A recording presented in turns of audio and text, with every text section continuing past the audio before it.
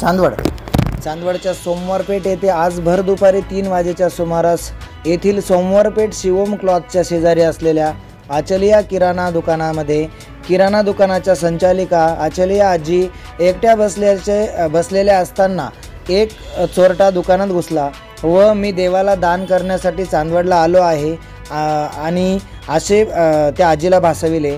त्यावर आजीने शेजारी मंदिर आहे तेथे जा असे सांगितले असता सदरील चोराने त्या मंदिरात कुणीही नाही आहे आणि मी पैसे देऊ कोणाकडे, आता तुम्ही इथं बसलेले आहात, मी तुमच्याकडे पैसे देतो, तुम्हीच हे 1100 रुपये घ्या व देवाला दान करून द्या असे सांगितले।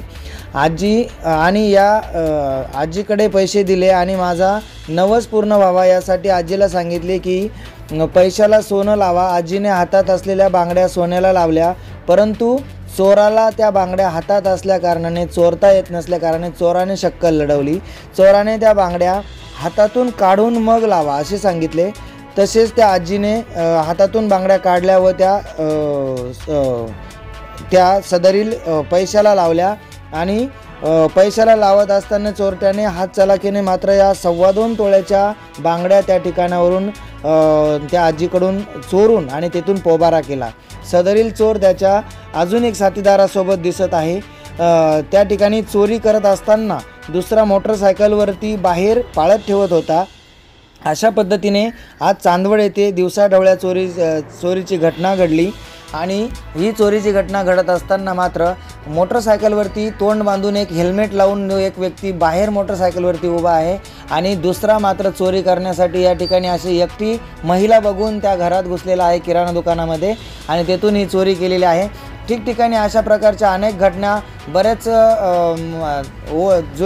जुन्या जे म्हातारे जे वृद्ध असतात त्यांच्या पण अशा हातातल्या अंगठ्या वगैरे लांबवण्याचे प्रकार चांदवडमध्ये घडलेले आहेत। तसेच आज या ठिकाणी या आजीला सोनं काही ठिकाणी असं घडलं होतं की सोनं उजळून देतो असं सांगून सोनं चोरी होतं। अशा अनेक शक्कली या चोर लढवताना दिसत आहे आणि अशा शक्कली लढत असताना मात्र मोठं नुकसान या ठिकाणी सर्वसामान्य नागरिकाचं होताना आज परत एकदा बघायला भेटलं।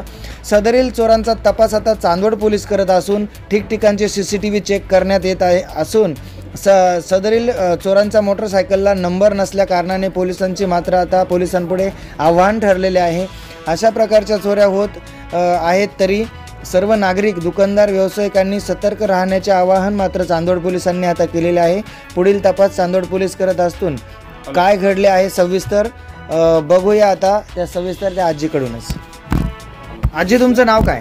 किरण रमणलाल आचलिया। आणि काय घडलं आता तुमच्यासोबत?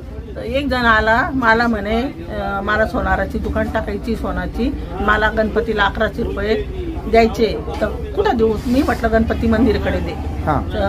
तो म्हणे तिथं कोण नाही, कोणाकडे द्यायचे? म्हटलं ते बाजूला दुकान आहे त्यांच्याकडे दे। तर म्हणे तुमच्याकडेच राहू द्या म्हणे।